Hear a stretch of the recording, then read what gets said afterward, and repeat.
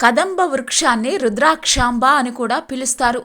దీని శాస్త్రీయ నామం ఆంతోసెఫాలస్ చినెన్సిస్. ఇది ఆకురాల్చని ఎప్పుడు పచ్చగా ఉండే వృక్షం. ఇది అడవులలో ఎక్కువగా పెరుగుతుంది. మంచి నీడను ఇచ్చే వృక్షం. గుండ్రని పూల నుంచి అత్తర్లు తయారు చేస్తారు. దీని కలపను బొమ్మల తయారీకి ఉపయోగిస్తారు. ఉత్తర భారతదేశంలో దీనిని కృష్ణ వృక్షం అని పిలుస్తారు. శ్రీకృష్ణుడు రాధతోటి కలిసి ఈ వృక్షం నీడలో ముచ్చటలు చెప్పేవారు. దక్షిణ భారతదేశంలో దీనిని పార్వతీ వృక్షం అంటారు.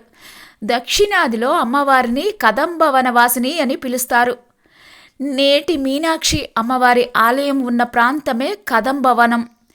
అందుకే దీనికి పార్వతీ వృక్షం అనే పేరు వచ్చింది. కదంబ వృక్షానికి పూజ చేయటం వల్ల రోగ నివారణ జరుగుతుంది. గ్రహదోష నివారణ కూడా జరుగుతుంది. అమ్మవారి స్వరూపమైన కదంబ వృక్షానికి పసుపు, కుంకుమ, పూలతోటి అర్చన చేస్తే గ్రహదోషాలు తొలగిపోతాయి. గ్రహదోషాలు ఉన్నవారు కదంబ వృక్షానికి పూజ చేసిన తర్వాత పెరుగన్నాన్ని పార్వతీదేవికి నివేదించాలి. ఈ మంత్రాన్ని పఠించాలి.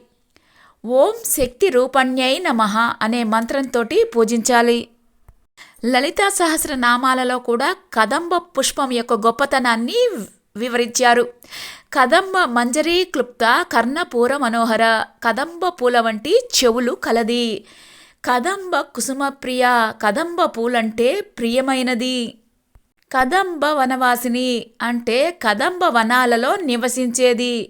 ఈ వాక్యాలు అమ్మవారికి కదంబ పుష్పం ఎంత ప్రీతిపాత్రమైనదో తెలియచేస్తాయి. కదంబ వృక్షం కేవలం ఒక చెట్టు మాత్రమే కాదు. ఇది అనేక పౌరాణిక, జ్యోతిష్య మరియు ఆధ్యాత్మిక ప్రాముఖ్యతలను కలిగి ఉంది.